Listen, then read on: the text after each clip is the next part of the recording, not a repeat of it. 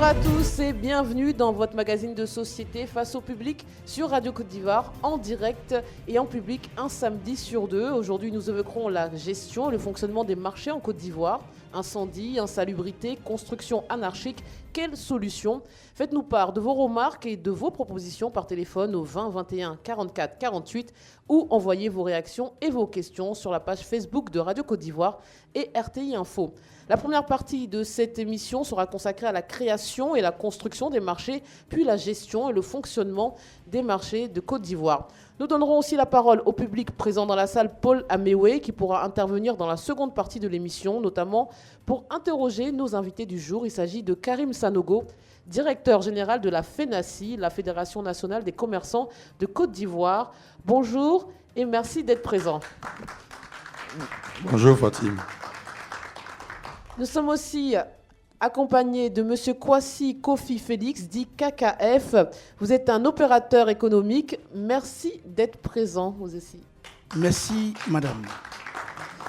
Alors, avec vous, messieurs, nous évoquerons les difficultés que rencontrent vos professions respectives et aussi certainement vos responsabilités, peut-être parfois dans les dysfonctionnements, vous nous le direz. Je vous propose d'écouter quelques réactions sur notre sujet au micro de Patricia Conan et on en parle juste après. Bon vent. En fait, il n'y a rien de légal dans ce qui est anarchie. Quand c'est bien ordonné, ça fait qu'il y a un bon air et puis tout le monde a la santé. Donc moi, je ne suis pas contre le fait que tout soit ordonné parce que avant que l'installation ne vienne, tout a été loti. Donc si on doit respecter les normes du lotissement, moi je ne trouve pas d'inconvénient à ça. Bonjour, moi c'est Habibi Rassoul. Pour ce qui concerne donc les installations anarchiques sur le marché en Côte d'Ivoire, de façon générale à Abidjan en particulier, je suis quand même un peu déçu de voir que les gens ne respectent pas quand même l'ordre et tout ça. C'est pas hygiénique du tout de marcher ici et là, de voir les femmes vendre au bord de la route dans des conditions un peu hygiéniques, comme je disais tantôt. Souvent, on voit les femmes qui vendent de la viande, du poisson, étant dans la boue. Ça donne pas envie de manger du tout d'ailleurs, premièrement. Et secondo, c'est les maladies qu'on ramasse en achetant ce genre de choses. Pour nous qui ne sommes pas d'ici, qui vivons un peu dans d'autres pays, autres que la Côte d'Ivoire, c'est inconcevable que ce genre de choses puissent se faire sans que les autorités puissent réagir. Parce que ce n'est pas possible que la population puisse acheter ce genre de nourriture, s'intoxiquer, tomber malade, et en fin de compte, c'est le contribuable qui devra encore débourser des frais pour soigner tout ça. Enfin, comme je ne sais pas quel est le système de santé aussi en Côte d'Ivoire, mais en fin de compte, ni l'État, ni les populations elles-mêmes ont intérêt à ce que ce genre de choses, ce genre de pratiques prospèrent. Donc vivement qu'elles se saisissent de ce problème. Moi, c'est Miss Osso. Les installations anarchiques, on voit c'est un peu partout. Et puis, c'est quelque chose qui est régulier, quoi. Et puis, je ne sais pas si un jour ça peut changer, mais on prie vraiment pour que ça change. Parce que quand tu rentres dans un marché, il y a les déchets, les mouches sur les aliments, tout ça là. C'est pas convenable au fait pour la santé de l'être humain. Mais comme on le dit, on est serré, donc on fait avec. Moi, c'est tapé sur le marché là même, c'est pas bien construit. C'est pas bien construit. Venez, vous allez arranger le marché là. Ah, d'État, venez. Combien d'années on est dans ça là? Beaucoup de filles comme ça. Alors qu'ils soient vétustes ou récents, les bâtiments restent peu fonctionnels, les places en nombre insuffisant, l'hygiène laisse à désirer. Voici un peu le descriptif des marchés, comme on vient de l'entendre. Je rappelle que le marché est un lieu public, couvert ou en plein air, où l'on vend un type de marchandises. C'est aussi la réunion de commerçants ambulants qui, à jour fixe, vendent dans un lieu dépendant du domaine public des produits cosmétiques, des articles ménagers, vestimentaires, et etc. Alors, en prélude à nos échanges, j'aimerais faire un bref rappel historique, notamment sur la création et l'agencement des marchés sur le continent, car certains sites des marchés centraux datent de la période coloniale, sans aménagement spécifique en matière d'installation de stockage. Il a fallu attendre la fin des années 60 et début des années 70 pour voir la réalisation de nouveaux équipements sur plusieurs marchés dits centraux. Ils ont concerné en priorité l'aménagement d'emplacements pour les commerçants de produits manufacturés, principalement dans les grandes villes côtières, Lomé, Abidjan, Cotonou, Douala, Yaoundé. Le rez-de-chaussée de ces bâtiments était généralement conçu pour accueillir un certain nombre de commerçants de produits vivriers avec des étals maçonnés. Mais ces installations n'ont pas toujours été occupées conformément à leur destination originelle. Alors, ils n'ont pas, par conséquent, pu répondre à la demande croissante des places de vente sur les marchés centraux. Ils n'ont pu enrayer le développement incontrôlé d'un grand nombre de constructions précaires, d'abord sur les espaces encore non bâtis du marché, ensuite dans les allées intérieures, aboutissant ainsi à la saturation définitive de celui-ci. Enfin, au cours de la décennie 80-90, l'occupation anarchique des rues adjacentes du marché par les installations des vendeurs ambulants devient très fréquente. De véritables marchés parallèles se créent, dont les effectifs peuvent être aussi importants que ceux des marchés principaux. Alors je rappelle que la première partie de cette émission sera consacrée à la création et à la construction des marchés, puis la gestion et le fonctionnement des marchés. N'hésitez pas à intervenir au 20 21 44 48. Alors messieurs, avant de vous interroger sur la première partie de l'émission, j'aimerais que vous vous présentiez un peu plus longuement. On va commencer par vous, monsieur Kwasi Kofi Félix. Vous êtes donc un opérateur économique, entrepreneur. Vous pouvez nous dire ce que vous faites exactement? Et vous êtes aussi décoré de l'Ordre du Mérite. Allez-y, parlez-nous de vous. Ok. Je m'appelle Kwasi Kofi Félix, affectueusement KKF pour mes intimes. J'ai commencé les affaires depuis étudiant, où je vendais l'électroménager aux étudiants. Et au fur et à l'aiguille, on a changé et nous sommes rentrés dans les grosses affaires telles que la construction des marchés. Pour référence, le marché d'Abobo en Issankwa, qui m'a coûté 6 milliards de fonds propres. Nous parlons aussi du marché de Saint-Jean-de-Cocody, au rond-point de Saint-Jean-de-Cocody, qui m'a coûté aux environs de 800 millions à 1,2 milliard. Également, je suis un promoteur immobilier. C'est moi qui ai racheté Siad Pudmo, Imputo. Également, dans le programme présidentiel des logements sociaux, précisément à Songon Kassamblé, j'ai introduit construction de logements préfabriqués, qu'on dit dans nos jargons, ce sont les logements industriels. Il dit bien industriels. Comme l'ING, Voilà, vous voyez le système vers le troisième pont à droite, INGS, vous avez vu cette technologie. Et quand vous prenez Carina, en face de Carina, vous voyez la technologie, même bâtiment en marron, ce sont des maisons industrielles. Donc, en gros, je suis un opérateur économique, je suis un investisseur. Nous investissons en POT surtout. Voilà. Alors, vous allez nous expliquer après comment ça se passe. Alors, vous, monsieur Karim Sanogo, donc en tant que représentant des commerçants, justement, parlez-nous de la FENACI et allez-y. Sanogo Karim, directeur général de la Fédération nationale des acteurs du commerce de Côte d'Ivoire. Et il faut dire que la FENACI a aujourd'hui 33 ans. Et la FENACI a créé de la volonté du père de la nation, Félix Faubogny, qui s'était inspiré d'une expérience au Cameroun lors de ses nombreux voyages, à l'instar du peuple bamileke. Et lorsqu'il était revenu, il y avait environ à l'époque près de 36 structures de commerçants. Donc il avait souhaité que cela fédère pour en faire, dans un premier temps, ce qu'on appelait le SINACI, Syndicat national des commerçants de Côte d'Ivoire, qui est devenu maintenant plus tard la FENACI, Fédération nationale des commerçants de Côte d'Ivoire, qui s'est muée en juin 2015, Fédération nationale des acteurs de commerce de Côte d'Ivoire. Voilà. D'accord. Et je suppose que vous êtes vous-même commerçant. Oui, absolument. D'accord. Et dans quel domaine, on peut le savoir? Dans le domaine du vivrier. D'accord. Alors, messieurs, lorsqu'un marché doit être construit, quelles sont les différentes étapes en amont? Par exemple, qui prend la décision? Je pense que c'est sous l'autorité des communes.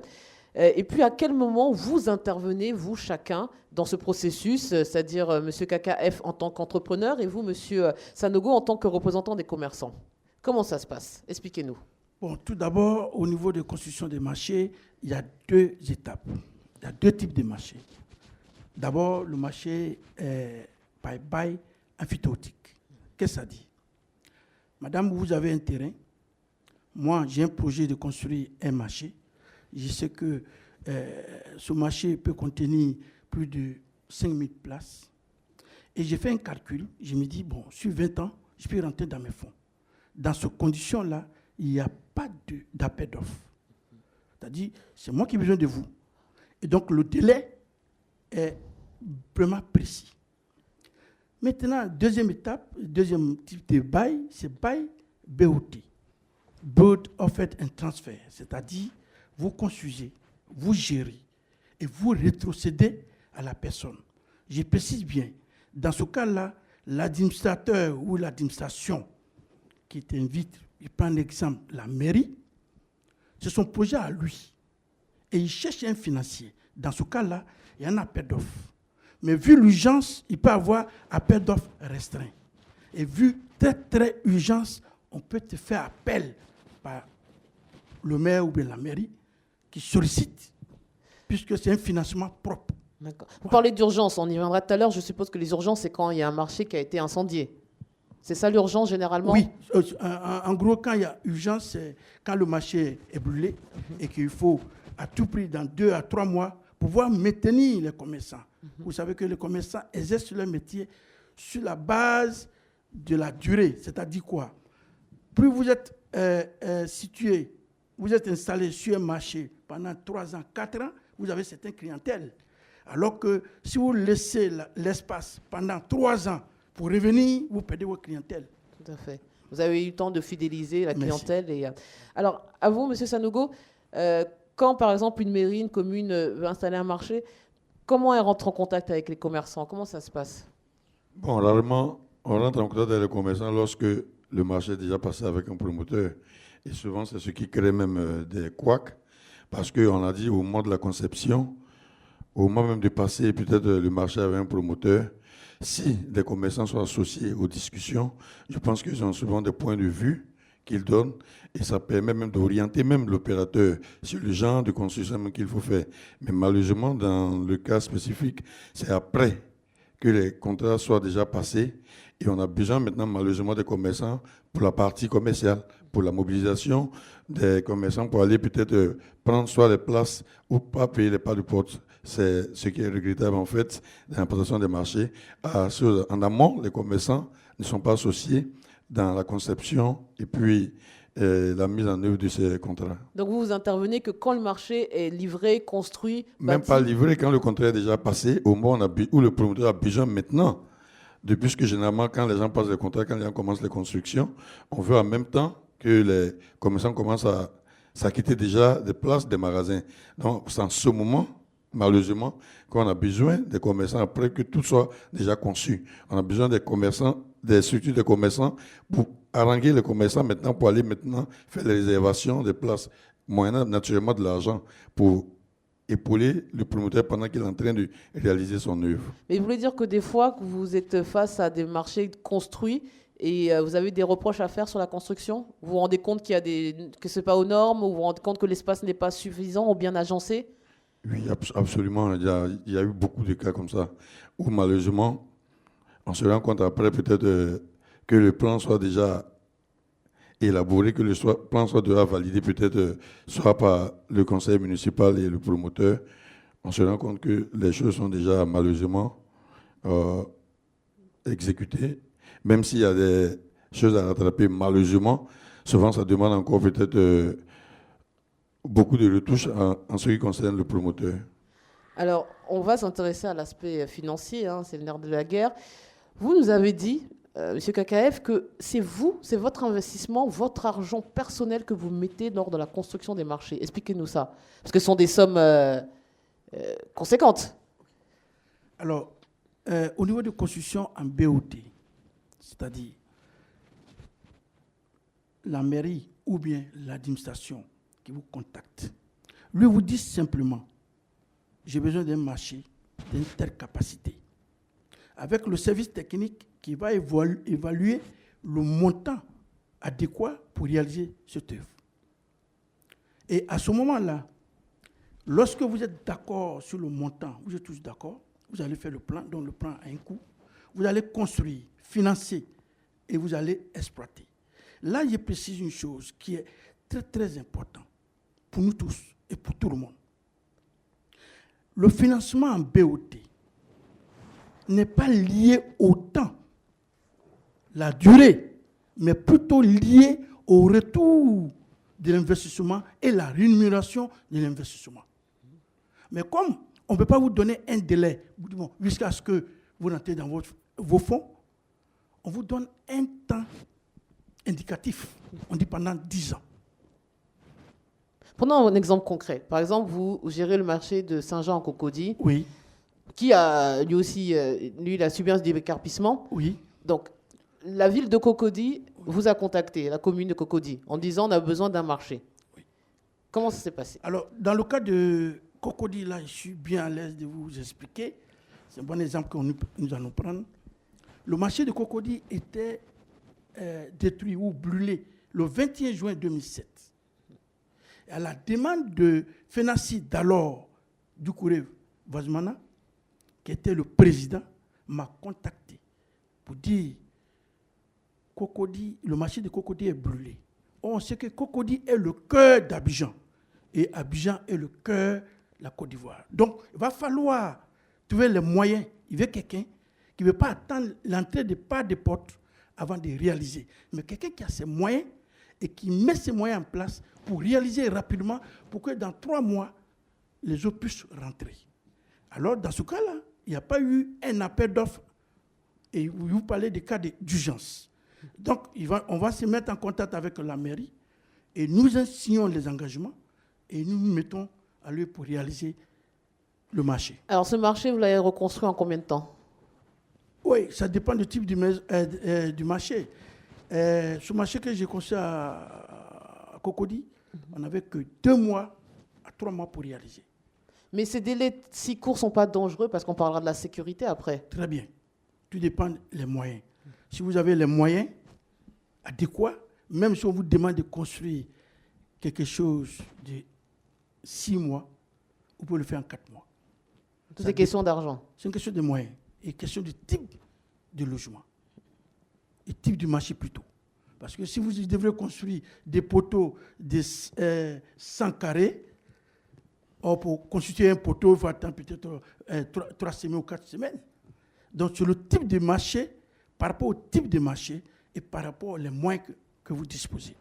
D'accord, mais là, c'est intéressant. Il nous explique que c'est quand même la FENACI, la précédente, qui... Donc, vous-même, vous plaignez qu'on vous je vais pas en préciser amont. quelque chose. Dites-moi. Ça, c'est un cas particulier. Je prends le cas d'Abobo, à Nissakoua. Pour avoir ce contrat, on était 3, on a fait un appel d'offres restreint. Ils ont associé certains commerçants. Mais à ce niveau-là, je voudrais dire quelque chose.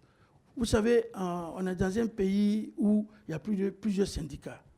Mais le syndicat de FENACI, je ne peux pas bien organiser. C'est un syndicat qui est très bien organisé.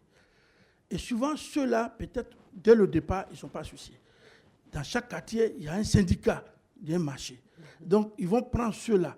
Souvent, au lieu de prendre la fédération qui est mieux indiquée, ils prennent une association qui est dans la communale commune. Merci. D'accord, de commerçants. Voilà. Donc, voici des erreurs tactiques. Aujourd'hui, on a une expérience par rapport à ça. Désormais... Mais vous-même, vous aimeriez collaborer avec les commerçants? Oui. Pour faire les projets. Normalement, pour faire un marché, il a fallu être mordu par un serpent pour aujourd'hui réfléchir, pour avoir peur des vers de terre. Donc, moi aujourd'hui, KKF, si je veux entreprendre d'autres marchés, je prends la tâche avec FENACI. D'accord. Alors donc, parfois, vous allez voir vous-même les entrepreneurs, quand un marché brûle, pour permettre aux commerçants de retravailler rapidement? Bon, il a dit tout à l'heure, c'était un cas qui était vraiment rare, mais sinon, c'est rarement aussi que les maires acceptent que ce soit des structures de commerçants qui aillent voir forcément les promoteurs. Il a précisé, c'est un cas vraiment très rare. D'accord, c'est exceptionnel. Oui, c'est exceptionnel. Habituellement, ça ne se passe pas comme ça. Alors, maintenant, quels sont aussi les... on a parlé de financement, ce sont vos fonds propres, donc je suppose qu'il faut être assez fortuné pour pouvoir être un entrepreneur dans ce domaine. Parce qu'ici, il faut à chaque fois mettre une avance en attendant que les commerçants... Et vous, alors, donc, quand vous arrivez dans ce processus, on vous cède des places, vous payez un pas de porte, et après, vous payez quoi? Comme tous les mois, un loyer? Comment ça se passe? Pour les magasins, c'est des loyers, puis pour les commerçants, c'est souvent des taxes forfaitaires ou des tickets de marché. Alors, mais qui en bénéficie? C'est la commune? C'est vous, monsieur l'entrepreneur? Par exemple, si moi, je m'installe à Cocody, dans votre marché à Saint-Jean, à qui je donne l'argent tous les mois? C'est à vous ou c'est à la mairie de Cocody? Bon, puisque BOTV dit, BOT offre un transfert, je dois gérer. Dans la convention de BOT, j'ai fait le plan, je construis, je finance et je gère. Mais bien entendu, l'État est là. Donc, il faut donner des redevances à l'État. D'accord. Voilà. Donc, quelles sont les différentes taxes ou différents frais qu'un commerçant doit payer? D'abord, ce qu'on appelle communément pas de porte. Les pas de porte sont sous forme de caution d'avance. Okay? Vous pouvez nous donner une idée chiffrée? Oui, les pas de porte des étals peuvent faire autour de 200 000. Pour les magasins, ça dépend de la superficie. Ça peut commencer 500 000, 1 million, 2 millions, 6 millions, ça dépend du lieu de construction. Parce que si vous construisez un marché à Niama, au fond d'Anyama, et que vous demandez pas de port de 30 millions, vous savez que vous n'avez pas trouvé client pour ça. Par contre, si le marché est construit à Djamé, vous voyez, c'est le fief des affaires, le pas de porte est différent du pas de porte dans un lieu d'habitation. Donc, et après, il y a aussi le loyer qui reverse. Il y a le loyer qu'on verse, et puis il y a les charges d'entretien. Voilà. Tout à l'heure, dans votre intervention territoire, là, il y a des gens qui disaient non, ils sont installés de manière anarchique. Ils pensent que nous allons revenir là, sur ce point-là, après. Comme pour le moment, comment construire, comment obtenir on est dans les premières étapes, après on sera dans le fonctionnement, la gestion au quotidien et les dysfonctionnements. Alors en tant que commerçant, donc vous nous dites que vous êtes désolé de ne pas être associé à la construction des marchés. Une fois que l'étape du marché est réalisée, vous vous installez, vous réglez donc les pas de porte et toutes ces taxes. Qu'en est-il de la sécurité?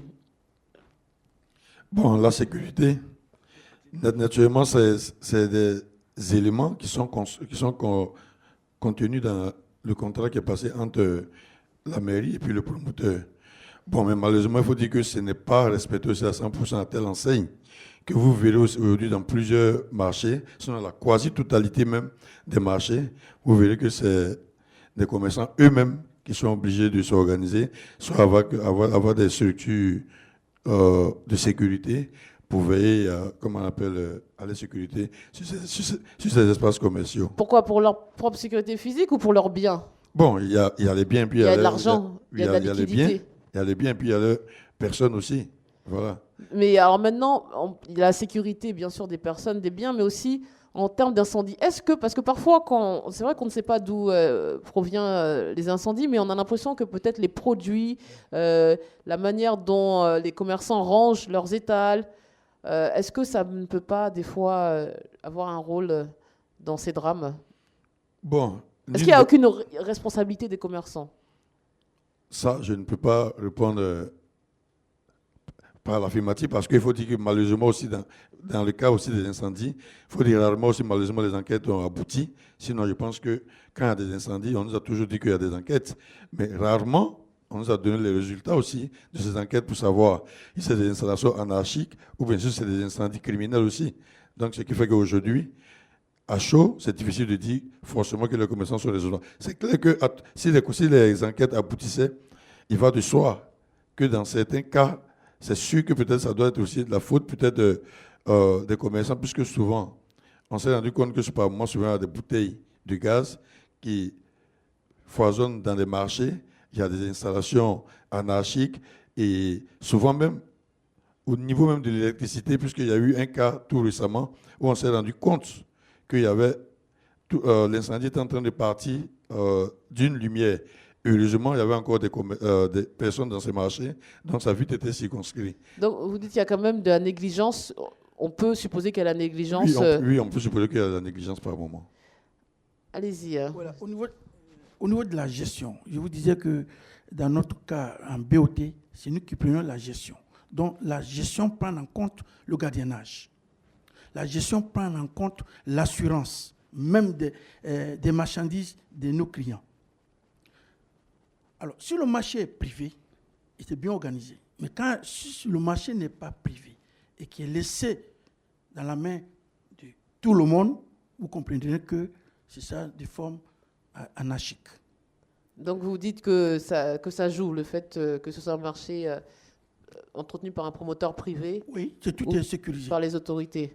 Alors non, je n'ai pas dit par autorité. J'ai dit si c'est géré par des individus qu'on ne connaît pas, là, il y a un problème. Mais si c'est vous-même qui construisez, vous devrez sécuriser votre marché pour ne pas que ça brûle. Parce que vous devrez rentrer dans vos fonds. Or, si dans 2 mois, le marché est brûlé, vous prenez votre argent où? Donc, on est obligé de sécuriser et de construire des maisons propres, puisqu'on vous donne un délai de 10 ans. Par exemple, si on m'a donné un délai de 10 ans, il faut que je mette des matériaux de construction bien adaptés pour dépasser 10 à 30 ans. Puis après, je dois rétrocéder. Alors, je vais vous lire une remarque de Blagonnet Mathias Gonebi qui nous dit que le marché insalubre, les incendies et les installations anarchiques sont à l'image des usagers et de la volonté des dirigeants qui ont créé des villes et quartiers anciens à Djamé, à Yopougon, et des villes et des quartiers modernes à Cocody et à Angré. Pour lui, la solution, c'est que nos dirigeants changent leur façon de penser, de bâtir le pays. Bon, là, on s'éloigne un peu, mais l'idée, c'est qu'ils voient une différence selon les quartiers, dans la construction des marchés. Vous le confirmez? Quand vous devez vous installer à Djamé, à Cocody, vous pensez différemment? Cocody, vous dites? Vous pensez différemment selon le lieu? Ils nous disent que les marchés sont précaires. Selon le lieu. Voilà. Et qu'à Cocody, par exemple, les marchés sont modernes, Je dis non. Ah oui? Je ne suis pas d'accord sur ce point-là. Alors, vous-même, je vais vous inviter. Vous allez voir le marché construit par KKF à Bobo. Je vous invite à aller visiter. Et malheureusement, le marché de Cocody est détruit. Si vous étiez, je ne sais pas si vous avez une fois fait le marché, lui, il est là. M. Sanogo, il peut témoigner. Mais même le sol était carrelé. Tous les murs sont calorés. Et c'est bien agencé. La construction est faite sur une autorisation de protection civile où ils viennent valider si ce type de marché est adapté. Il faut changer la conception. Qu'est-ce que ça dit? Aujourd'hui, je vous donne des exemples palpables. Tous les marchés construits à l'étage ne fonctionnent pas. Ça crée l'insécurité. Je donne un exemple. À Djamé, il y a 3 étages. Ce n'est pas rempli. Ça fait plus de 20 ans, 25 ans, ce n'est pas encore rempli. Je prends le marché de 13 villes. Mais pour quelle raison? Le modèle n'est pas adapté en Afrique. KKF vous a proposé un modèle qui est adapté. Et c'est quoi le modèle adapté en Afrique? C'est pas d'étage en dur. Vous mettez tout le monde à terre, personne en haut, puisque déjà, tous les commerçants sont superstitieux. Ils vont être au bord pour prendre leurs clients. Aujourd'hui, quelqu'un qui a envie de payer quelque chose, il va tout de suite au bord, il trouve ça au bord, il ne rentre pas. À plus forte raison, prendre l'étage, aller acheter quelque chose en haut, il va les presser. Donc, ce type de maisons et de marchés ne sont pas adaptés. Je citais même Makori, Koumassi. L'étage n'est pas adapté. Qu'est-ce que KKF fait? Le tout autour, ce n'est pas les magasins. À l'intérieur, les étals. Que vous amène, c'est-à-dire, il faut une organisation parfaite, classée comme en Chine. J'ai pris sur la Chine. Vous rentrez dans tel secteur, on vend que des piments. Vous rentrez dans tel secteur, on vend que des tissus, etc., etc. Tel secteur, on vend que des viandes. Mais vous voyez, si ce n'est pas organisé, les gens vendent viande au bord de la route.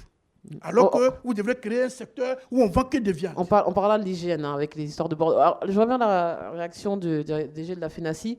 Vous pensez comme lui que les marchés actuellement ne sont pas adaptés à étage et les commerçants ne veulent vraiment pas monter? Absolument. Je me rappelle en 1997 déjà, lorsque le marché d'Adjamé, l'actuel forum de marché, devait être reconstruit.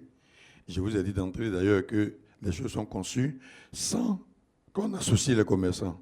Et lorsque nous avons su le modèle de marché qui devait être construit, en son temps, c'est vrai que je n'étais pas encore FENACI, j'étais certes le secrétaire général des commerçants qui étaient en train d'être déguerpis en son temps. On avait un collectif. On a proposé en son temps ce que nous appelions, comme on appelle les marchés dits traditionnels. C'est un peu à l'image de ce qu'il était en train de dire, parce qu'on a dit, l'histoire a retenu que les marchés en hauteur, effectivement, la plupart du temps, c'est des échecs. Et puis, dans le cas d'Adjamé, c'était encore un peu plus grave, parce qu'il y avait un plan qui avait été conçu qui était R+1. À la rigueur, on pouvait même accepter. Mais dans la foulée, avant la réalisation, il y a eu maintenant l'incendie du marché de Trècheville. Et subitement, on nous a dit que la demande à Djamé devenue forte désormais avec l'incendie qu'il y a eu à Trècheville. Donc, le plan, par enchantement, est parti de R+1 à R+2. Voilà. Donc, vous voyez que si on prenait nos avis, on avait souhaité que ce soit des marchés d'ordre traditionnel à l'instar de celui qu'on devait déguerpir. Mais là, vous nous parlez de marché assez récent, mais on nous dit souvent, notamment Blaise Kouassi sur Internet, qu'il faut construire des marchés modernes. Les marchés d'aujourd'hui sont dépassés et ont des installations obsolètes. Bon, je suis d'accord avec cette dame. Je crois que c'est Mme Kouassi. Non, Monsieur Blaise Kouassi. Monsieur Blaise, je suis d'accord avec lui.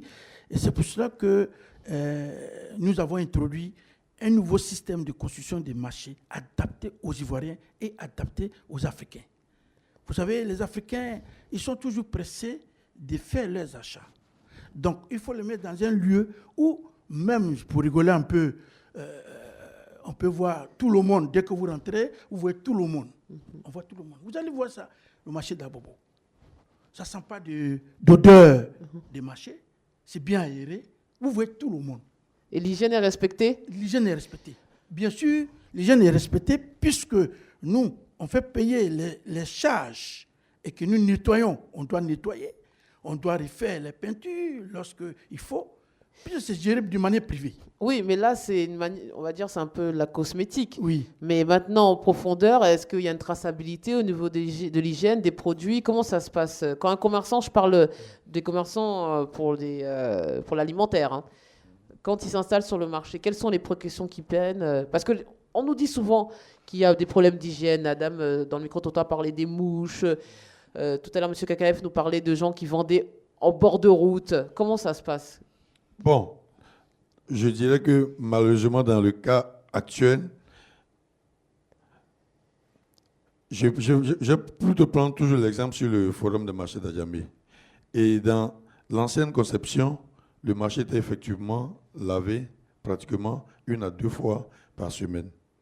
Mais il faut préciser que malheureusement, aujourd'hui, ce n'est plus le cas. Je pense qu'avec la nouvelle municipalité qui est là, je pense que des dispositions sont prises pour que le marché, surtout de l'alimentation, soit régulièrement lavé. Il y aura des heures d'ouverture, des heures de fermeture, pour que ces marchés de la zone vivrière puissent faire l'objet de nettoyage systématique au moins 2 fois par semaine. Parce que là, ce n'est pas le cas. Non, en ce moment, ce n'est pas le cas, ça il faut le dire. Mais quand c'est comme ça, vous pensez aux populations, vous ne voulez pas mettre en place des interdictions temporaires, vous ne pouvez pas conseiller à vos confrères de patienter. Bon, ils vont vous dire qu'ils ont besoin d'argent, donc il faut qu'ils vendent leurs produits, mais s'ils ne sont pas de bonne qualité pour les populations. Non, une chose est claire, les commerçants eux-mêmes ils s'organisent pour le faire, mais on a envie de dire que s'il y a une volonté, par exemple, politique, c'est le politique qui doit influencer en mettant des heures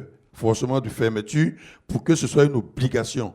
Mais à défaut de cela, forcément, le commerçant lui-même, il ne va pas vouloir travailler dans un endroit insalubre. Donc, naturellement, lui-même, la place qu'il utilise, naturellement, il va rendre ça propre. Mais alors qu'on a besoin de cette propriété pour l'ensemble même du marché. Et pour que ce soit fait pour l'ensemble du marché, naturellement, il faudrait bien qu'il ait des heures de fermeture pour qu'il ait un entretien général de ces lieux de travail des commerçants.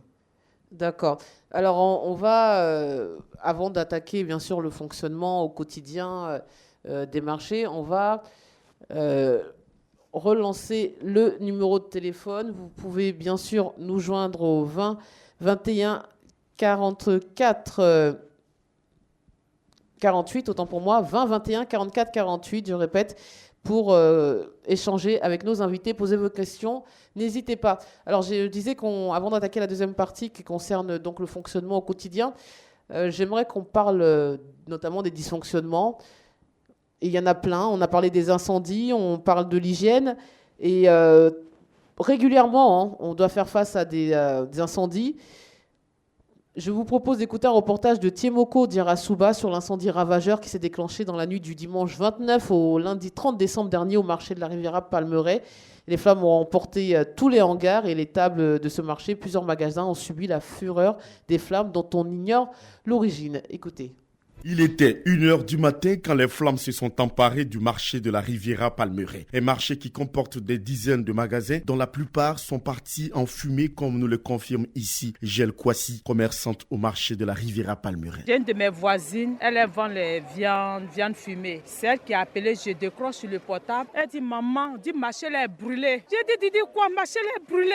Elle dit oui maman, c'est un côté où c'est tout le marché. Elle dit maman, c'est tout le marché. Elle dit Seigneur. Un incendie qui survient à la veille des fêtes de fin d'année, une période durant laquelle les commerçants et commerçantes font le plein de leurs magasins en vue de faire de bonnes affaires. Gérard Ngueta, commerçant sur ce marché, est abasourdi et n'en croit pas ses yeux. Nous sommes à la veille des fêtes, donc tout commerçant était parti même pour faire des achats, envie de pouvoir réserver et aujourd'hui commencer la vente. Voici que nous sommes venus trouver ce matin, nous avons tout perdu. Dans la débandade, certains commerçants ont pu sauver quelques marchandises. Alertés, les sapeurs-pompiers ont pu circonscrire les flammes. Capitaine Obou, commandant de la 4e compagnie du groupement des sapeurs-pompiers militaires. Nos services ont été alertés à 2h25. Rapidement, un engin suivi d'un autre a été envoyé. Le premier engin s'est présenté à 2h48. Voilà. Arrivé sur les lieux, il y avait déjà plusieurs magasins en feu. Rapidement, il s'agissait de circonscrire l'incendie pour éviter qu'il n'aille un peu plus loin. Mais on a été rapidement confronté à des problèmes, surtout d'hydrant. Ce sont plus de 500 commerçants qui sont sinistrés. Informés, le premier magistrat de la commune de Cocody et le ministère du Commerce se sont rendus sur les lieux du sinistre. Conscient de la situation, le gouvernement est en train de prendre des mesures pour mettre fin à ces incendies de marché, nous dit Aimé Coisan, directeur général du commerce intérieur au ministère du Commerce et de l'Industrie. Le gouvernement a initié, à la suite donc des divers incendies que nous rencontrons dans les marchés, un audit donc de sécurité de l'ensemble des marchés. Donc ce audit a été adopté par le gouvernement et nous allons donc engager au premier trimestre 2020 les états généraux des marchés qui vont donc se pencher sur la situation sécuritaire des marchés. Et si pour l'instant l'on ignore les causes de cet incendie, une enquête a été elle ouverte pour situer les responsabilités. Alors on a eu donc cet exemple malheureusement qui n'est pas isolé d'incendie de marché. On reviendra dessus longuement, mais d'abord on va prendre monsieur Daouda Kourouma de Zouan au Nien. J'espère que je prononce bien. Bonjour monsieur. Madame la journaliste, vous avez très bien prononcé. Ah ben merci. Je suis ravi. On vous écoute, monsieur. Au fait, je dis d'abord grand bonjour à tous les invités. Merci. Je suis entièrement d'accord avec un de tes invités que je perds un peu le nom là. Celui qui parlait de la construction du marché là. Monsieur KKF. Voilà, justement, monsieur KKF. Je suis entièrement d'accord avec lui. Parce que les constructions d'avant et les constructions de maintenant, c'est pas pareil. Et ce qu'il a dit, vraiment, mais j'ai fait le constat. Que, dans le marché du forum, il y a beaucoup d'espace dedans, mais pourquoi les gens n'aiment pas aller là-bas? Parce que tout le monde veut rester à terre. Donc, si vraiment, il pouvait revoir, le gouvernement aussi pouvait revoir ces gens de construction de marché, je pense que ça pourrait être vraiment très, très, très bon. Et quand il parlait de ça, vraiment, il a dit, ouais, vraiment, le monsieur, il connaît bien son front, il connaît bien Adjamé. Les marchés sont très mal conçus. Vous voyez? Et d'ailleurs, même si on pouvait même, comme il a dit, il y a ceux qui vendent les poissons, on ne les mettra pas. Ceux qui vendent les tissus, on ne les mettra pas. Ceux qui vendent les... Si c'est comme cela, vraiment, c'est modéré, c'est très bien. Monsieur, évidemment, on voit les marchés là, du désordre là, un peu, quand il y a l'incendie, ça fait vraiment beaucoup de choses. Et c'est justement quand il y a les détails, quand c'est construit en détail là, c'est facile même à ce que souvent, ça incendie. Quand c'est construit tout plat à terre là, bon, sur l'incendie, il ne peut pas devenir très grave que ça. Ça peut être, mais c'est encore moins de dégâts. Vraiment, je les remercie pour tout ce qui est dit sur les antennes. Vraiment, c'est du vrai. C'est pas si faux. Vous, en tant que journaliste, aider-les vraiment à aider les à faire que ça aille en avance. Alors, moi, c'est ma contribution. Je vous remercie, Fatou Djé. Mais il fallait aussi éviter un des ministères du commerce. Alors, on l'a. Des consommateurs. Monsieur, très honnêtement, on les a invités. Et donc, hier, ils nous ont dit qu'ils n'avaient pas trouvé de personnes ressources pour être présents. Mais ils étaient prévenus. On les a invités. Donc, non, quoi que c'est pas le ministère du Commerce. Autant pour moi, c'est le ministère de l'Aménagement du Territoire, la décentralisation, qui n'a pas pu. Alors, mon dernier mot. J'invite tous les Ivoiriens à suivre cette émission de 9h30 à 11h. C'est une bonne émission. C'est une émission de culture. Merci beaucoup. Je laisse aux Ivoiriens pour écouter. Merci. Bonne journée. Merci de nous suivre, merci de nous écouter. Et n'hésitez pas à faire comme M. Daouda et de nous contacter pour interpeller directement nos invités. Donc on revient à l'agencement, hein, vous l'avez bien dit. Hein, il a confirmé ce que vous disiez, M. KKF. Oui, bien sûr, merci. Donc, comment faire? Nous parlait d'un audit dans le reportage précédemment. Est-ce que vous avez fait partie de cet audit sur les marchés lancé par le gouvernement? Je n'ai jamais été invité. Ah. Voilà. Personne m'a adressé un courrier pour m'inviter. Alors, tout à l'heure, on parlait des incendies. C'est pas que si le sujet nous permet d'arriver là, Oui, Là, allez-y. c'est vous qui conduisez L'émission. l'émission. Parlons Donc, des incendies. Oui, c'est là on rentre dans le fonctionnement, la Très gestion, bien. le quotidien, les dysfonctionnements. Là, vous me donnez l'occasion. J'ai déjà donné mon point de vue au niveau des incendies des marchés en Côte d'Ivoire. C'était sur RT2, où avec le journaliste, comment il s'appelle Monsieur Lassiné Fofana, Fofana, oui. notre cher confrère de Très bien. RTI 1. À peine j'ai fini cette émission, le lendemain, le marché de Yamoussoukro était brûlé. 2 jours après, San Pedro. 4 jours après, les autres ont suivi. Quand vous parlez de modernisation du marché, aujourd'hui, on prend le cas du marché Palmeraie. C'est moderne, c'est récent. Je dis et je persiste, ceux qui ne veulent pas m'entendre, tous les marchés brûlés, 85% sont criminels. D'accord. Sont criminels. Regardez pourquoi criminels. Regardez le moment, le temps, la période. Tous les marchés brûlent à minuit, 2 heures du matin. La nuit, oui. Pas la journée. Quand il n'y a personne. D'accord. 100%, pour ne pas dire 99%, brûlent à 2 heures du matin, où tout le monde dort. Mais pourquoi c'est criminel, le temps, à 2 heures? Troisièmement, au niveau de l'électricité, je pense, la journée où on utilise l'électricité, ça devrait chauffer et entraîner l'incendie. Mais la nuit, tout le monde éteint les appareillages. Regarde la rapidité de l'incendie. En moins de 2 minutes, les pauvres sapeurs-pompiers ne peuvent même pas arriver pour éteindre. Oui, mais est-ce que ce n'est pas lié aux matériaux aussi? Il y a pas Non, je parle pas des... C'est vrai, vous parlez des matériaux modernes, pas les marchés avec des étals en bois. D'accord. Donc vous êtes persuadé que ces incendies sont criminels, c'est d'autant plus intéressant, on le disait avant. Je vais bien développer là. Allez-y. Je vais bien développer. Je vous dis, je vous prends je prends en témoin toute la Côte d'Ivoire. D'aller voir mon marché d'Agni Sankwa, à Bobo. Après Camp Commando, pharmacie Maténé, CIE, où tu es à gauche, et le marché est là. Regardez le type de marché, tout en béton, d'une hauteur de 9 mètres et demi. Donc vous voyez tout le monde. Donc, béton ne peut pas prendre le feu tout de suite. Oui. J'interdis des bois. Même si c'est des bois, le feu ne peut pas atteindre le haut. Les magasins sont espacés. C'est-à-dire, entre 2 blocs de magasins sont espacés. Alors, si ce n'était pas criminel, le temps, le moment où 2 heures, tout le monde dort. Mais c'est une bonne piste, on va développer ça. Je vais d'abord prendre en ligne, s'il vous plaît, Monsieur Gonebi de Bondoukou. Nous vous écoutons, oui. Bonjour. Fadim Djélé, bonjour. Bonjour, monsieur. Dans le message que j'ai porté sur sur Facebook, là, j'ai dit que on faisait, c'est-à-dire le marché de Cocody n'a rien à voir avec le marché. Parce que nous, on ne sait pas. Vous arrivez par exemple à Saint-Fra. Le marché de Saint-Fra n'est représenté. Vraiment, c'est du n'importe quoi. C'est par rapport à ça que je dis ça. C'est-à-dire, en principe, on ne doit pas construire un joli marché de Cocody au détriment des autres villes. Allô? Oui. Ouais. Le développement d'un pays, là, on ne peut pas développer un pays ou bien une ville au détriment des autres villes. Tous les marchés devaient identiques. On trouve le marché de Cocody, on arrive à Saint-Fra, il faut que le marché de Cocody ressemble au marché de Saint-Fra. C'est par rapport à ça que je dis ça. Maintenant, ma préoccupation, allô? Oui. Ma préoccupation, c'est que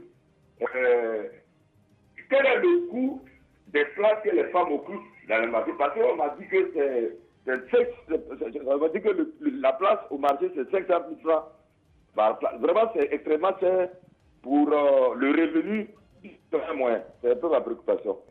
Merci, on va répondre à toutes vos questions. Alors, on a d'abord une question sur ce qu'on disait tout à l'heure. Les gens pensent qu'il n'y a pas d'égalité, c'est-à-dire qu'on va mettre des marchés modernes ou plus esthétiques dans des quartiers dits chics et dans les quartiers précaires, on va faire des constructions un peu... Je m'inscris en faux. D'accord. Je pense, ça c'est ma philosophie, la santé part du marché. Je dis bien, la santé doit partir du marché. Santé physique, économique de la commune? La santé même de l'homme, physique, doit partir du marché. Parce que chaque citoyen et chaque homme doit se nourrir. Et on obtient cette nourriture que dans les marchés. Je reviens et j'insiste. L'organisation, la gestion même du marché. Je vais dire quelque chose qui peut choquer certaines personnes, mais c'est la vérité. Vous savez, quand il s'agit d'un bien qui appartient à l'État, les gens s'en foutent. Quand on dit c'est pour l'État, là, on dit c'est pour tout le monde. On ne prend pas soin. Ça va choquer les gens, mais c'est la vérité. Or, lorsque c'est géré de manière privée, ça change de forme. Ça change de forme. Et vous évitez beaucoup de choses. Tant que ce n'est pas géré de manière privée, l'État peut gérer. Donc vous dites quoi? Vous privatisez tous les marchés de Côte d'Ivoire? Moi, je suis d'avis pour privatiser tout le marché. Oui, mais ça, c'est vous faire plus de bénéfices, plus de business. Non, pas moi qui dois gérer. Moi, je propose. Si c'est moi, tant mieux. Mais moi, je propose que le marché doit être géré par des organismes privés. Alors, vous venez de faire deux affirmations intéressantes qu'on va développer. Je veux laisser aussi après longuement la parole au DG de la FENACI. Je prends monsieur d'abord Issa Sakandé de Ascendi Kumpao. Oui, bonjour monsieur. Madame. Oui, bonjour madame. Bonjour. Comment allez-vous? Ça va très bien, merci. Merci infiniment. Je dis bonjour à monsieur de l'invité. KKF, monsieur, bonjour. Bonjour. Vraiment, je suis d'accord avec toi sur l'intervention. Ce que vous dites là est normal. Vous savez, les étages là, moi, si je prends des pieds où je ne peux pas prendre escalier, c'est difficile à monter. Alors, si c'est bien organisé que tout est en bas, ceux qui vendent poissons doivent être à côté, la viande à côté, les chaussures à côté, ça doit être organisé. Quand c'est organisé, tu sais où tu vas. Mais tu trouves un vendeur de poissons avec un vendeur de chaussures ensemble. Vraiment, je ne suis même pas content de ça. Vraiment, où tu appuies là, il faut appuyer fort avec une autre sensibilisation pour que la population comprenne que ce que tu dis là est vrai. Vraiment, je suis content de votre émission et bonne émission à vous. Vraiment, merci beaucoup. Merci. Merci, monsieur. Alors, revenons donc, je voudrais qu'on revienne sur les incendies. Et après, on va revenir aussi sur l'agencement. Parce que ce que vous disiez, c'est intéressant sur les incendies. C'est d'origine criminelle. Qu'en pensez-vous, monsieur Sanogo? Je l'ai dit tantôt. J'ai dit malheureusement, en fait, dans le cas des incendies, il y a eu, quand je prends la période de 87 à 2017, il y a eu au total 87 marchés incendiés. En Côte d'Ivoire. En Côte d'Ivoire.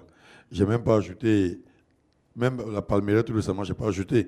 J'ai plus de 87 à 2017. Il y a au total 87 marchés incendiés en Côte d'Ivoire. Donc 15 dans cette période-là pour les marchés d'Adjamé. Donc vous voyez que j'ai dit tantôt aussi que malheureusement, rarement les enquêtes ont abouti. Et si on nous donnait les résultats chaque fois des enquêtes, je pense que ça allait permettre aux autorités, et ça permettrait même aussi aux commerçants de prendre certaines précautions. Mais les marchés brûlent bon an, mal an. On ne donne pas les résultats de ces enquêtes. Et comme il a dit, de manière régulière et récurrente, les marchés ne font que brûler. Alors moi, je vais aller plus loin dans la question. Je vais d'abord lire le commentaire de M. Kwasi concernant les incendies. Si les supposées enquêtes avaient abouti, les causes réelles seraient sues et les bonnes solutions auraient été trouvées pour y mettre fin. Pour les installations anarchiques, les mairies, leurs collecteurs et la police municipale sont fautifs. Alors, on parle d'incendie criminel, mais qui a gagné à brûler un marché? C'est ce qui m'échappe. Un concurrent? Un promoteur concurrent? Un commerçant peut-être qui s'est fait déguerpir ou qui voudrait se venger? Là, ça vient forcément des gens qui sont liés au marché. C'est pas l'individu lambda qui a besoin, vous l'avez dit, pour sa santé d'aller se nourrir, n'a rien à gagner à aller brûler un marché. Donc c'est forcément entre vous, ça. Mais les heures auxquelles on dit les marchés brûlent, comme il a dit tantôt, minuit, 2 heures du matin, les commerçants ne sont pas au marché. Oui, donc, mais peut-être qu'ils peuvent y revenir puisqu'ils ont accès pour Pour se venger. Non, je le dis. Je ne suis pas juge, ni procureur, ni enquêtrice, mais ça me paraît logique que ça vienne de votre milieu. Merci. Ah bon, moi, je ne suis pas enquêteur. Nous non plus. Voilà, moi, je ne suis pas enquêteur, mais je peux vous donner quelques pistes. On vous écoute. Alors, les incendies de ces marchés, plusieurs. Je prends 3 cas. Par exemple, j'ai une administration Y qui a dealé avec tel entrepreneur. Demain, il y a une administration Z qui arrive. L'administration Z, je ne dis pas, peut susciter pour que le marché brûle et que lui, il puisse refaire le marché. Ça, c'est une piste. Peut-être ce que j'ai dit est faux. Deuxième proposition, deuxième piste. Alors, soit des gens n'ont pas eu leur part du gâteau. Là, vous parlez de corruption, de bac-chiche, de dessous de table. Voilà. Ils voient qu'ils ne gagnent rien. Donc, détruisons le on marché. détruit le marché. Mais ce qui est la troisième piste qu'on peut explorer aussi, pas jalousie. Pas jalousie. Mais c'est pour ça que je disais Pas ça, jalousie. la nature humaine Voilà. qui reprend ses droits. Donc, Sinon, voici les 3 pistes que moi, n'étant pas enquêteur, je peux évoquer. d'accord. Donc, à vous écouter, vraiment, ces incendies sont d'origine criminelle. Il dit 85%, je persiste et signe. C'est surprenant. Voilà, surprenant. Alors, revenons-en aux commerçants. On nous posait la question à l'instant. Quels sont, par exemple, les coûts en plus du pas de porte, donc vous payez un loyer. Est-ce que ça rapporte vraiment d'avoir un étal dans un marché? Oui, forcément, ça rapporte. Avoir des étals dans le marché, ça rapporte, puisque les commerçants n'ont pas les mêmes tailles. Et si tout est fait, par exemple, en magasin, et ceux qui font, par exemple, de l'alimentation, s'il n'y a pas des étals pour eux, ce n'est pas évident qu'on puisse avoir peut-être dans des marchés, soit le vendeur de légumes ou le vendeur de piments et autres. Donc, forcément, les étals sont nécessaires pour les marchés. Mais on voit certaines dames, comme il disait, avec vraiment 3 fois rien, en train de vendre quelques objets divers. Ça rapporte vraiment? Parce que le monsieur nous disait qu'on voit des commerçants qui n'ont pas l'air de gagner beaucoup d'argent. Et en plus, ils doivent payer cet emplacement. Est-ce qu'ils arrivent à s'en sortir? Bon, si c'est leur métier, et puis, malheureusement, depuis un certain moment, on regarde bien pratiquement depuis la fin des années 80, l'État s'est quand même désengagé dans la construction des marchés, puisqu'à l'époque, les marchés étaient faits lorsqu'il y avait les indépendances tournantes. Donc, les communes bénéficiaient de ces infrastructures, les préfectures, les marchés et autres. Mais pratiquement depuis la fin des années 80, il a dit tantôt d'entrée que les mairies procèdent désormais par des BOT, par des contrats. Donc, naturellement, c'est des promoteurs privés désormais qui contractent des contrats avec les mairies. Et malheureusement, quand c'est un privé qui vient, vous voyez que oui, c'est beaucoup plus cher que quand c'est la mairie même qui arrive à faire sur fonds propres ou quand c'est l'État qui met à disposition ces marchés. Est-ce que l'argent que vous payez en plus, vous voyez la différence? Est-ce que c'est mieux, comme il nous disait, est-ce que c'est mieux géré avec le privé? Parce que à l'époque, c'était surtout l'État. Est-ce que vous voyez une différence, vous? Bon, mais malheureusement, à la vérité aussi, c'est que il a pris l'exemple d'Abobo, il a pris l'exemple de Saint-Jean. Mais peut-être ce que peut-être n'a pas dit, c'est qu'avec les privés, malheureusement, souvent on ne fait pas long feu. Puisqu'il y a toujours des crises, malheureusement, qui interviennent. Et ce qui fait qu'à un certain moment, la mairie est obligée d'être arbitre entre le promoteur et puis le commerçant. Donc, naturellement, souvent, dans plusieurs cas, ça met même le promoteur à l'écart. Et puis, la mairie est obligée de prendre un peu ses responsabilités. Donc, ce qui fait que, malheureusement, souvent, ce n'est pas forcément fluide dans cette gestion aussi. D'accord. Alors, on va prendre M. Nguessan, fidèle de Bakorlo, et on continue. Allez-y. Bonjour, monsieur. Bonjour, madame, et bonjour à tes invités. Je voulais me prononcer un peu sur les incendies dont KKF parlait. Moi, je dis que quand il dit 85% d'incendies sont criminels, je veux qu'il dise même 90% ou 95%. Parce que d'abord, les œuvres qu'il a citées, c'est des réalités que nous voyons. Et nous voyons que, je vais vous faire une remarque, vous voyez que chaque fois que les élections passent et que le maire sortant quitte, très souvent à la suite, c'est là les marchés brûlent. Parce que celui qui doit venir n'a qu'à construire lui-même son marché. Et nous, la population, on a tellement remarqué ces choses. C'est pourquoi très souvent, même les enquêtes n'aboutissent pas. On nous dit à la radio que les marchés sont brûlés. Mais quand on dit l'enquête est ouverte, on nous dit jamais le résultat à la radio. Et c'est pourquoi tous les jours, les marchés brûlent. Parce que si un jour on a attrapé un maire sortant, déchu, peut-être après une élection qu'on dit c'est lui qui a mandaté les gens pour brûler le marché, quand les autres vont faire, ils vont faire attention. Et comme les enquêtes n'aboutissent jamais, c'est pourquoi toujours les marchés brûlent. Vous voyez, si au moins 3, 4, 5 enquêtes aboutissent, vous allez voir que tout ça là, ça va finir. C'est là mon intervention. Merci et bonne émission. Merci beaucoup, monsieur. Alors, vous voyez, écoutez, les accusations sont de plus en plus graves. Donc, vraiment, tout le monde est d'accord pour dire que ce sont des incendies d'origine criminelle. Donc, dans ce cas, ça remet en cause l'accusation qu'on a généralement. On veut mettre en accusation les constructeurs des marchés, l'entretien fait par les commerçants, mais c'est beaucoup plus cynique que ça. Bon, je dis merci à monsieur d'avoir augmenté mon pourcentage. J'ai eu peur, je n'ai pas dit 100%, mais j'étais modeste en prenant 85%. Donc, vraiment, c'est plus dramatique qu'on le pensait. Je voulais réagir par rapport à la dame qui disait que les prix sont chers et que comment il va faire. Oui, KKF toujours aime dire la vérité directe. Et c'est ça qui choque. Et puis on pense que nous, on n'est pas bon. D'abord, on ne devient pas commerçant pour devenir commerçant. Souvent, nos parents n'avaient pas d'activité pour leur épouse, va chercher des petits moyens pour dire va faire un peu de commerce. Ça, c'est aléatoire. On va se débrouiller. Ils ont peur aussi de payer par rapport à l'installation anarchique. Voici quelqu'un qui vient payer 300 000. Monsieur qui disait qu'eux, ils n'ont pas les moyens. Ils se débrouillent pour payer 300 000 pour prendre une place d'étal. Elle a assis sur son étal. Et puis, il y a des gens qui vont dehors. Empêche des gens de rentrer pour aller payer avec elle. Donc, vous voyez qu'il risque aussi d'être découragé.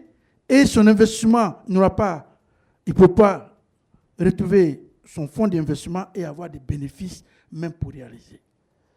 Je comprends. Donc vous voulez dire que là, ça crée de la concurrence en fait déloyale bien sûr, de la part de ceux qui s'installent sans autorisation. Et je voudrais insister que si vous voulez devenir commerçant, il faut y persévérer.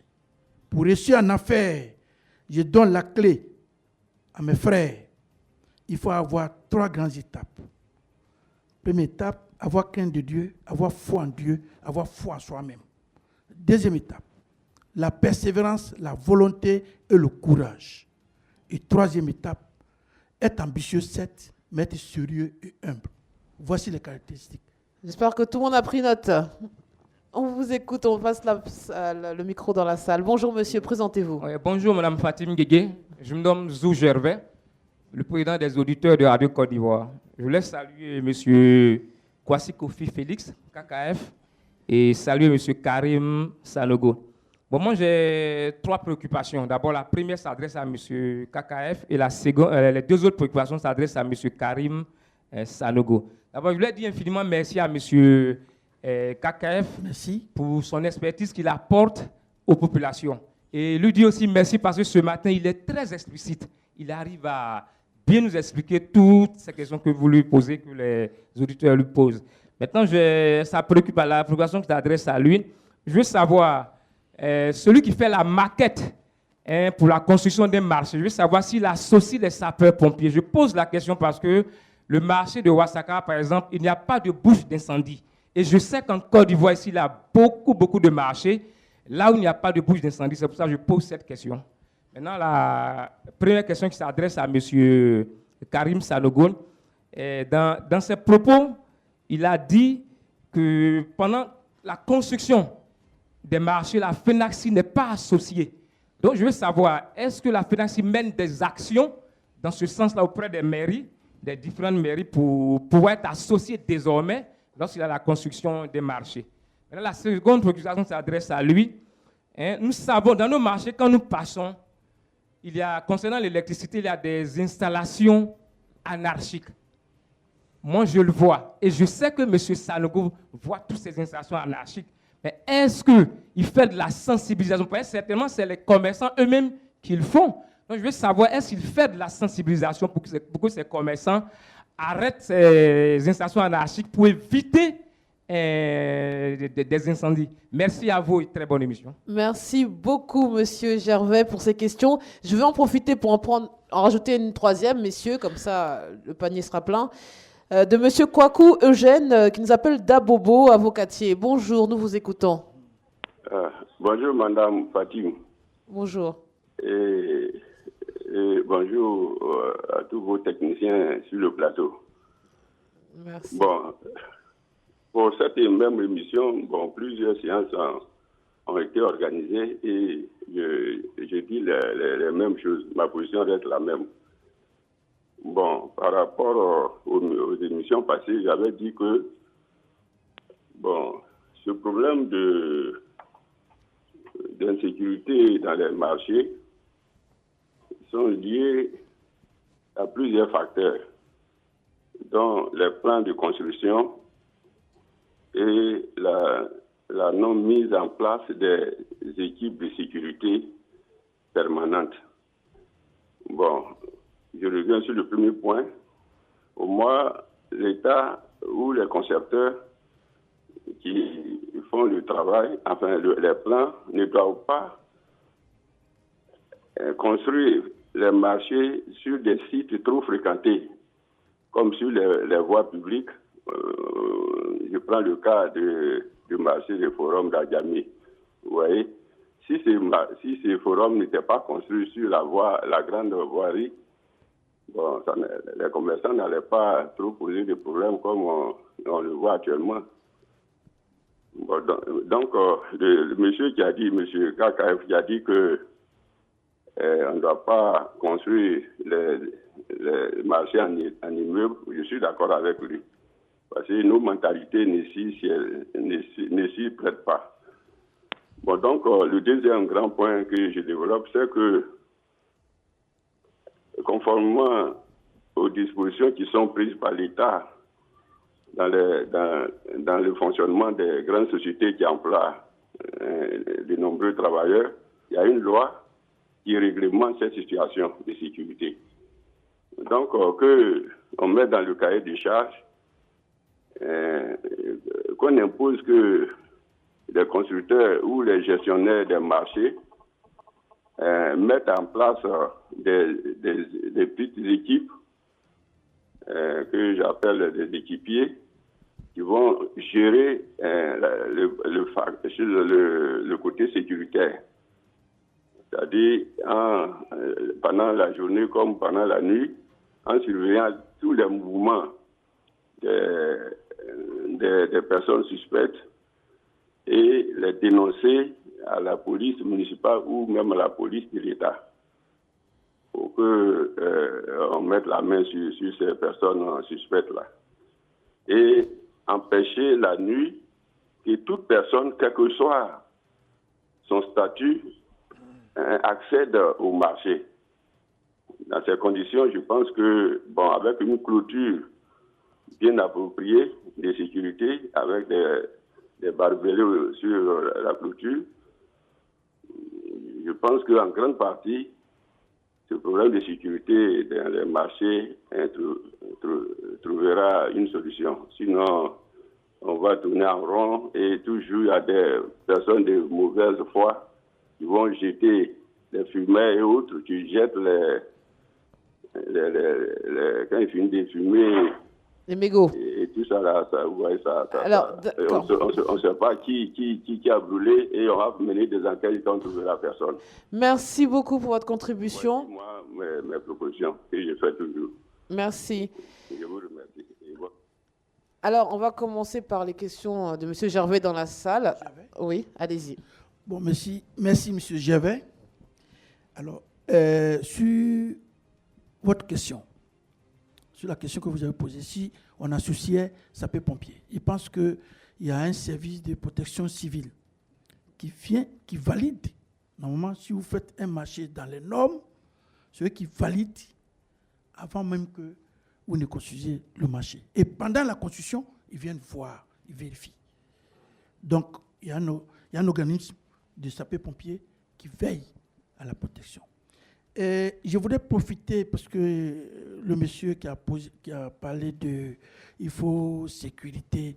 Chers frères, je vous dis la vérité. KKF ne dit que la vérité. On s'entend facilement devant l'agent pour faire du mal. Mais tu as gardien. Si le gardien est complice, ça passe vite. Ce n'est pas affaire des gardiens. Le quatrième point de criminalité que je ne vous ai pas dit, lui, il a abordé, mais je voulais mettre ça à la fin. Je prends le cas de quelqu'un qui est venu investir en BOT. Et puis, un autre maire qui arrive, qui annule son marché par la voie que vous savez. Le monsieur pas mécontent. Donc, avant de partir, il a tout perdu. Il dit, bon, moi aussi, je brûle.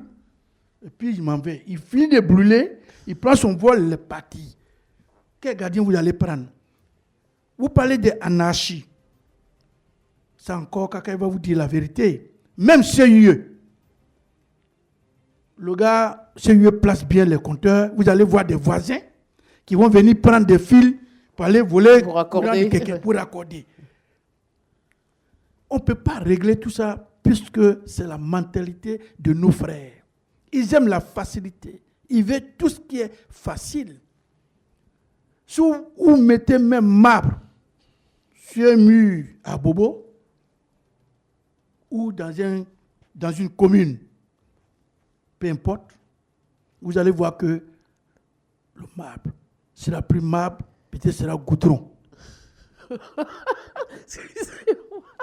C'est la vérité. Je vous dis la vérité.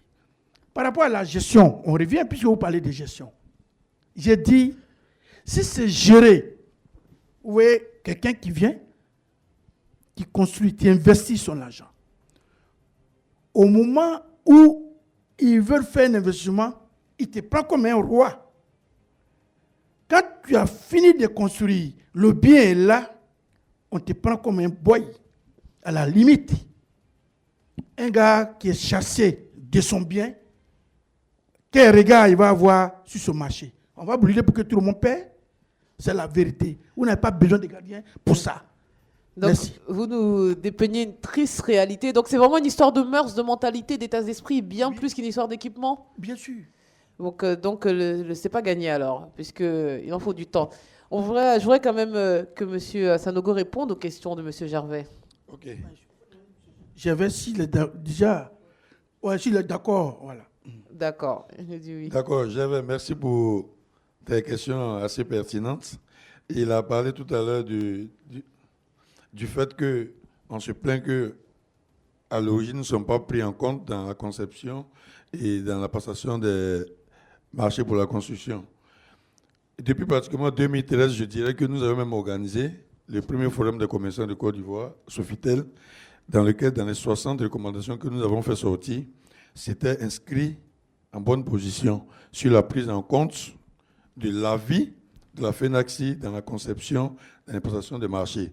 Et mieux, peut-être comme je ne m'attendais pas à ce que cette question survienne ici, je serais venu avec des nombreux courriers que nous avons eu à adresser en ce mois à l'autorité compétente pour que les donnes puissent changer, pour que depuis en amont, qu'on puisse être pris en compte, qu'on ait un regard, qu'on ait nos avis à donner sur depuis la conception, la maquette, jusqu'à la réalisation des œuvres.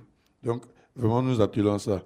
Maintenant, pour votre seconde question, je dirais qu'il y a seulement même une semaine, je recevais à mes bureaux un groupe de commerçants qui était allé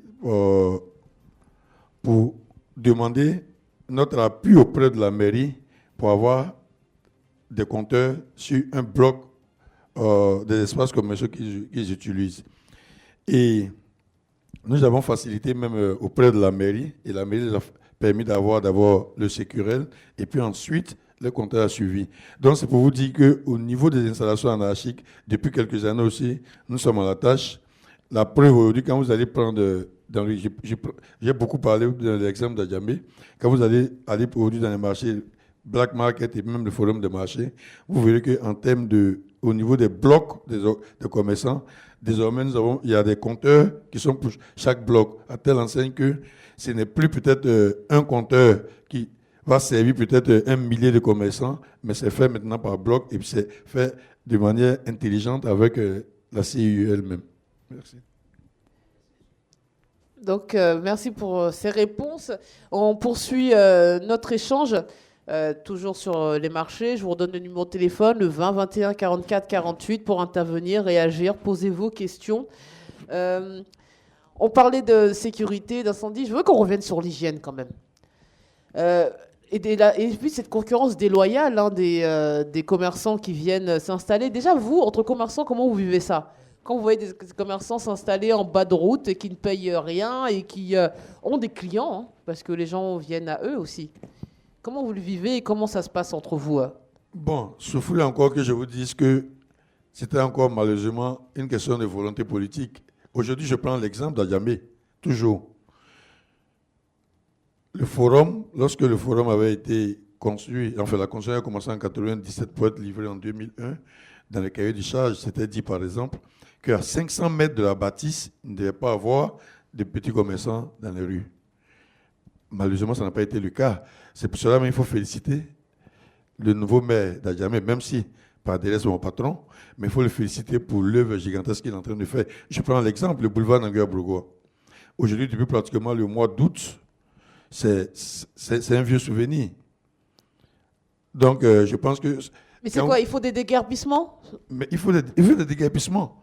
Puisque le boulevard Nanguia-Brogoa, on a dit que les routes, par exemple, ne sont pas faites pour faire l'activité commerciale. Mais on s'en plaignait. Donc, il avait fallu peut-être cette volonté politique du maire pour pouvoir vraiment débarrasser le boulevard Nanguia-Brogoa des commerçants. Vous prendrez au-delà les grandes artères de la commune, vous verrez que c'est vraiment débarrassé. Aujourd'hui, les consommateurs vont au contact des commerçants dans les marchés. Donc, je pense que c'est ce qui était vraiment l'idéal pour les commerçants. Justement, en tant que fédération, est-ce que vous ne pouvez pas faire, je ne sais pas, une table ronde ? Parce que ces commerçants aussi, ils sont peut-être dans l'illégalité, mais comment les faire rentrer dans la légalité ? Ils ne peuvent pas aller s'inscrire, c'est-à-dire faire toutes les formalités nécessaires pour les introduire, puisque finalement, ça sera un manque à gagner pour ces gens-là. Et ça va peut-être créer d'autres problématiques qui ne sont certainement pas de votre ressort, mais dans les situations de déguerpissement, bon, on ajoute du malheur au malheur, comment faire ? Bon, absolument. Je pense qu'en ce moment, d'ailleurs, ça est d'actualité. Nous sommes en train de effectivement travailler avec la municipalité pour recaser le maximum de ces commerçants qui ont été déguerpis. Mieux, on a même demandé un espace il y a quelques mois de cela à la mairie. Je pense que la mairie aussi a saisi les plus hautes autorités pour qu'on mette à disposition, par exemple, ce site-là, pour qu'on puisse recaser vraiment ces commerçants qui ont contribué effectivement, comme vous l'avez dit, hein, à la chose, à l'économie du pays. Voilà. Donc il faut peut-être sortir de... Est-ce que quand on est commerçant dans les marchés, on n'est plus dans l'informel ? Une question un peu étonnante, mais j'aimerais bien savoir, est-ce qu'on reste toujours dans l'informel ? On est considéré comme être dans le domaine de l'informel quand on est commerçant sur un marché ? Bon, pas forcément. Ça aussi, il faut saluer même justement, puisque depuis pratiquement le 1er août 2017, je pense que le président de la République a signé un décret portant la mise à disposition de la carte professionnelle des commerçants. Je pense que c'est justement pour faire sortir les commerçants de l'informel. Et donc, depuis pratiquement 7 mois, nous travaillons sur ce projet. Et je dirais même que c'est un projet qui avance très bien, puisque déjà, pour une expérience sur 7 mois, nous sommes aujourd'hui à 81 000 commerçants formellement recensés dans une base de données. Et j'ai dit bien pour une phase de démarrage, nous sommes seulement à 7 mois et il y a 81 000 sur 7 localités même de la Côte d'Ivoire qui sont déjà formellement identifiées. Donc ça veut dire que ce décret est en train de sortir les commerçants effectivement de l'informel. Donc vous voulez aller au professionnalisme de votre métier pour pouvoir garantir, même c'est une garantie aussi pour les clients. C'est une garantie pour les clients, c'est une garantie pour nos commerçants eux-mêmes et puis c'est une garantie pour les banques aussi. Parce que désormais, nous sommes formalisés, nous sommes identifiés et donc facilement, même les structures bancaires seront prêts à mettre à la disposition même de ces commerçants des prêts. Oui, parce qu'il y aura une personnalité juridique et donc ça va permettre... Alors, l'hygiène, je finis avec l'hygiène et on revient avec vous, M. Kakaev, parce que, effectivement, l'hygiène laisse à désirer dans ces marchés. Vous nous avez dit que vous attendiez aussi des autorités qu'on vienne faire le ménage régulièrement, que les commerçants eux-mêmes, ne voulant pas travailler dans des conditions catastrophiques, font des efforts, mais quand même, ça ne donne pas très envie quand on rentre dans ces marchés. Que faire ? Là, ce n'est pas une question de mœurs, d'éducation. On nous parlait, dans un message que je vais retrouver, on nous parlait d'ordures. On nous disait que les mairies doivent construire des marchés modernes et installer des bacs à ordures dans nos marchés et sensibiliser la population sur la salubrité. C'est le message de Mohamadi Sawadogo. Qu'est-ce que vous faites pour ça ? Est-ce que vous sensibilisez les commerçants ? Bon, les commerçants sont sensibilisés. C'est pour ça que je vous ai dit tantôt, à défaut des volontés politiques, les commerçants eux-mêmes s'organisent pour quand même mettre la propriété dans le... Puisque quand même le marché, c'est le bureau, c'est les lieux de travail. Et jamais vont vouloir travailler quand même dans la salubrité. Et puis n'oublions pas qu'un marché, je prends l'exemple du forum de marché d'Adjamé, c'est un marché d'environ 13 000 commerçants qui reçoit environ plus de 50 000 personnes par jour. C'est vrai que le commerçant, même quand il arrive à 8 heures, naturellement, il peut nettoyer même le marché, mais avec tous ces mouvements et autres, c'est clair que les consommateurs aussi qui passent, chacun jette là une feuille de lotus par là, un papier par là, c'est clair qu'au bout d'une heure de temps, même si le commerçant a nettoyé avant de commencer son activité du jour, c'est clair qu'en 2 heures, 1 heure de temps, on va commencer à ressentir encore cette saleté.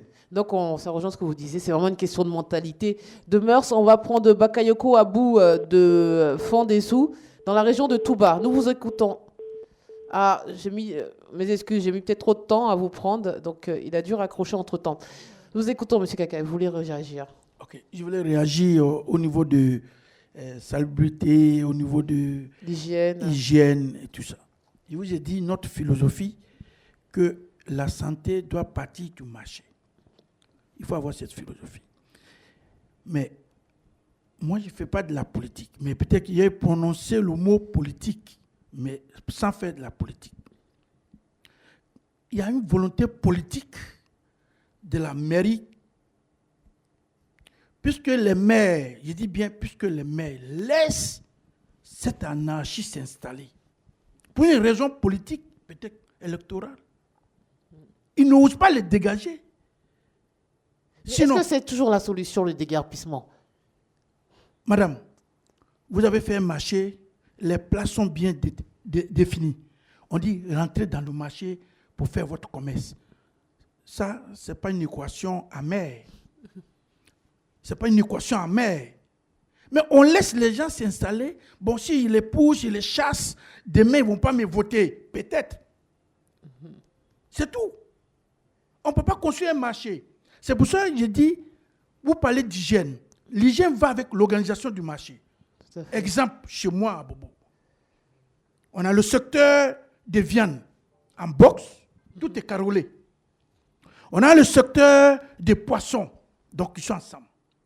En organisant le marché sur cette forme, c'est-à-dire secteur par secteur, vous faites marcher tout le monde. C'est-à-dire quoi ? Madame, vous allez acheter de la viande. Je positionne les box de viande peut-être vers le milieu. Vous êtes obligé de traverser tous ces commerçants. En voyant ce qu'ils vendent, vous allez acheter la viande. À votre retour, vous prenez la monnaie pour acheter les légumes. Ou bien, il y a une robe qui vous plaît, vous allez acheter. Donc, vous êtes obligé d'aller à l'intérieur du marché.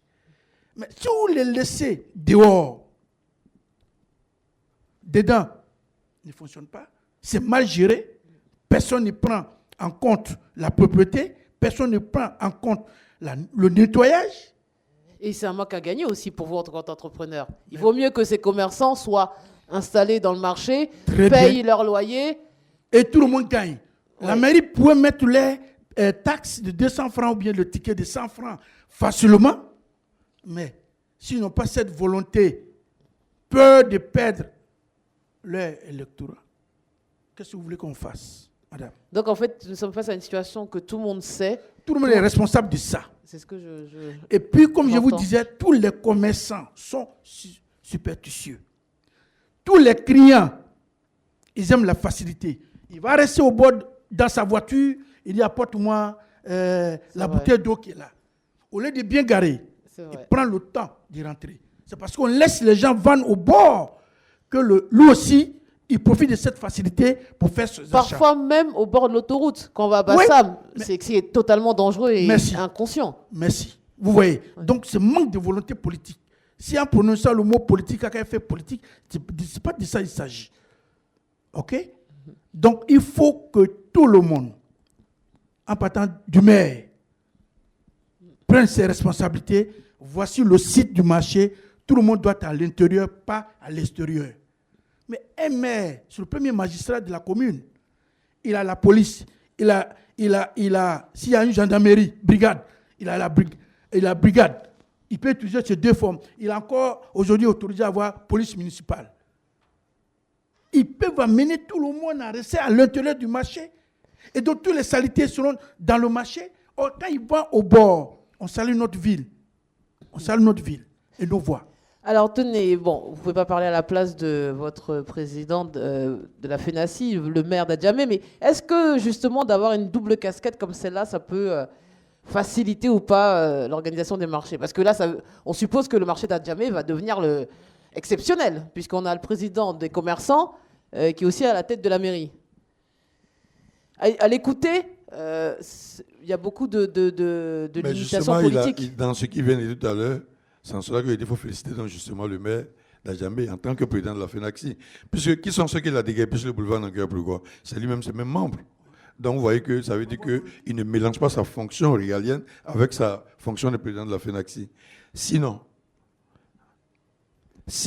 il pourrait dire je protège mes commerçants, donc je les laisse dans l'anarchie sur le boulevard.